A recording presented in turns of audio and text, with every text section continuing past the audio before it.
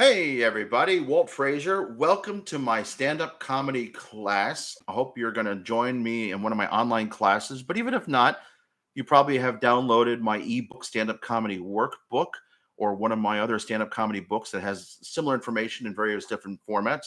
There's a brand new video series, maybe the fourth or first version of this video series, but a little more honed, hopefully. We're going to start today with brainstorming ideas. Before you get on stage, I want you to get a piece of paper out or use the worksheet from the workbook, print it out, write it right in there. We're just going to develop a list of 5 to 10 things that you might want to talk about. Very important before we start. Don't edit, don't judge, don't try to be funny, don't try to be clever. Eliminate the word no from the brainstorming process. And eliminate the concept of not being good enough from the brainstorming process. All right. And we're just going to generate a list of 5 to 10 ideas that you might want to talk about. You might not even ever say any of these things out loud. This is for you. This isn't like normal school where I judge and edit and grade everything. This is 100% for you. Just a worksheet to get stuff out of your brains. This is what comics do every Monday at the clubs, or they're doing their TV sets at some point on one of the big shows. And they're in the clubs and open mics and showcases in the cities in LA, California, and Chicago and New York, and just working out new material every week. And on Monday, you just sit down there with a list of ideas, 5 to 10 ideas. So this is just a process. If you haven't done this before, and if you had done this before, you're a comic and you're having a hard time coming up with new ideas, get out of the idea where you just have to sit down and write the perfect comedy routine, then get up and deliver it. That's not how it works. We're just going to brainstorm some ideas. All right, you ready? Anything I say that inspires a story, an observation, an experience from your life, anything that pops into your head, write down a word or two that you can remember that later. Okay. All right. Let's start with the family, with the home, things where you live. All right. Your house, your apartment, whatever your living situation is, anything about the place that is like, this place sucks. If you're a New York comic and you're living on somebody's couch, great, or you have a great house, you have a big house, you get lost in the house, or you're like me, I bought a house 5 years ago after 15 years of the business, been in the business about 20 years now, and acting almost 25, but comedy for almost 20. And the dishwasher just screams at me, just it sounds like metal on metal grinding together, and I'm like, oh. And then sometimes I feel like I left the toilet or the water running, and it's like, oh, that's the dishwasher. It just makes these crazy sounds.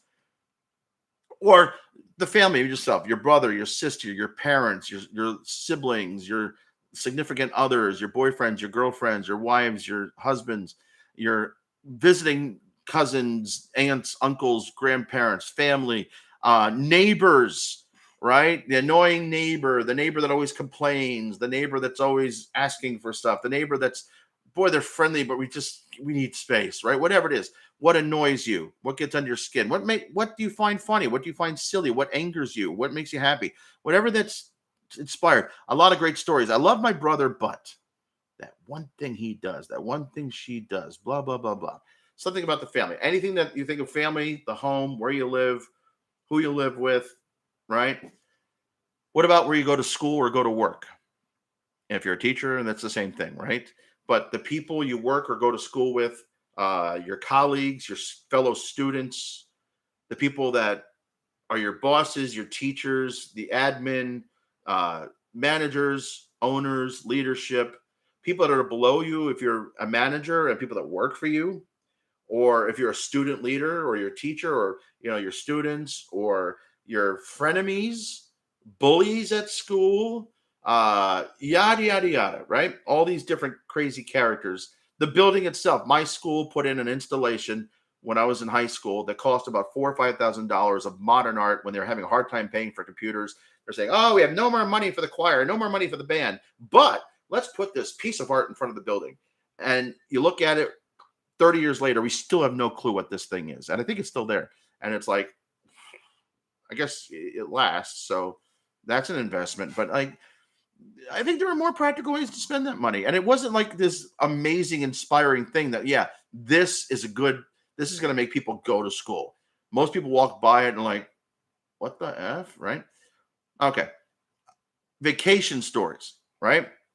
I'm trying to look at my list because I want to make sure I try to make this as close. Oh, neighborhood. Sorry, neighborhood first. When you go into the neighborhood, restaurant stories, going to stores, the mall, the bank, the grocery store, hardware store, restaurant, the people that work there, the people that are also shopping or eating there, people you're with. I had a woman, I was managing a restaurant in New York once. I don't think I've ever did comedy about this. I always talk about it. I never end up doing a comedy routine about it.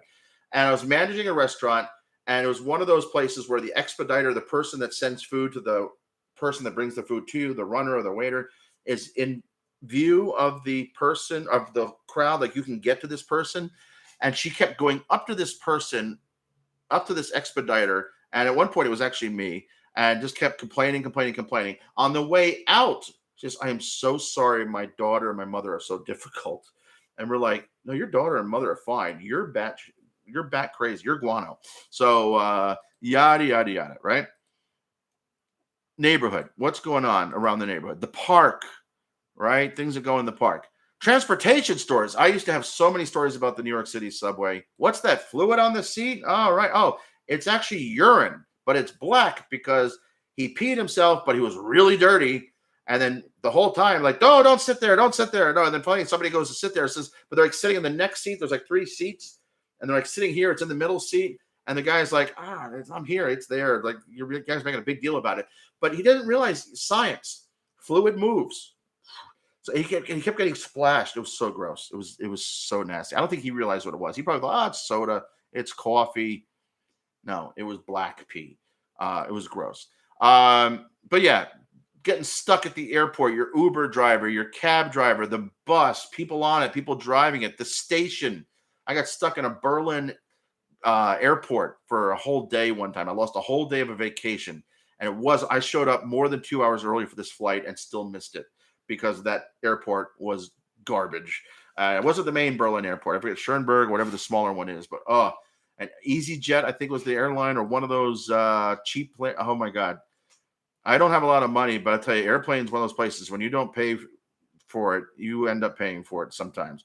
Traffic, getting stuck in traffic, whether you're driving and that's frustrating, or if you ever drove with like your parents when you're a kid and then you're watching your parents just start to have fights because they're in traffic, right? Good stuff, good fun. Vacation stories. Again, that kind of overlaps with the transportation, but going on a cruise, going to the beach and it rained the whole time, family gatherings, that one drunk uncle, right? That's blah, blah, blah. International travel, bad Airbnb. I had that Melbourne Airbnb in a country where everything tries to kill you, Australia, like even the snails try to kill you there apparently. And everybody knows about the jellyfish and the snakes and the spiders, but the snails try to kill you, or the huntsman, it does try to kill you, but it sleeps on you apparently. This massive 1 foot large spider will just camp out on your face for the warmth. And like, thank God it was summer. That didn't happen to us. But in this one Airbnb Melbourne, the walls were literally falling off the wall. I spent $50 a night for 8 of us to sleep. That should have been a guess. You get what you're paid for. There was a hole in one wall so that you could have a lamp in my bedroom because they had an extension cord coming from the living room. There's no outlets in this room. It was garbage. It was really bad. I ended up getting a refund on that place. It was really, really bad. And then there's any other stories. Stay away from news right now. If you're an experienced comic, jump in there. For right now, don't worry about. I mean, I took this off list on purpose. Pop culture, sports, news, politics. Stay away from those right now. Do stories you know, and there's a good reason for it. I want you to tell stories you know.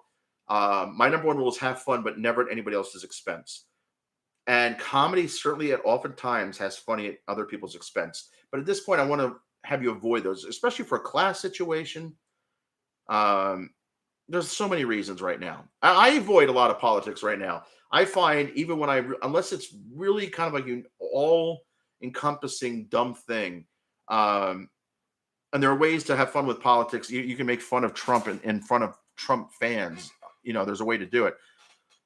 But it's so divisive right now. One, I would just avoid that, until you're at that point where your goal is being divisive on purpose, because that's who you are as a comic. Great. But don't start there. Trust me. Don't start there. Now, you have this list of 5 to 10 things. Now you have 2 choices. You're just going to get on stage. And it's very important. You're going to get on stage. It could be an open mic, a bringer show. If you're in a school, just get some friends together, and which is basically an open mic. Create your own open mic in a room, get on Zoom. There's free $5 open mics. There's $25 classes. I think ultimately the goal is not to spend money doing this, but at the beginning you might have to spend a few bucks. Somebody's got to pay for the rental space, and if you have a teacher or somebody that's an expert there, somebody's got to pay for that, right? But try to create free places, and I'll have a whole other video on just getting stage time at some point. But you got to get on stage. You have two choices: simply read the list and see what happens, or pick one story at a time and start talking. If you have 5 minutes, take one story. If one story takes 5 minutes, bam, you're done. If one story does a minute, do 5 of them. Do 3 of them, right? Just start telling some stories. Record your set. Always record every time you're on stage. And as soon as you get off stage, analyze the work. How did it go? Now, 2 parts. As soon as you get off stage, write in your journal. I hope you're keeping a journal. If I haven't said that yet, write in your journal. How did it feel? Were you nervous? Were you scared? Were you uncomfortable? What worked? How did it feel when you got a laugh, right? How many times do people I've seen this in comedy class, people get a laugh and all of a sudden they're so triggered by the sound of laughter because they're afraid they're laughing at them. Warning, you're going to get a laugh in comedy. That's the goal, right?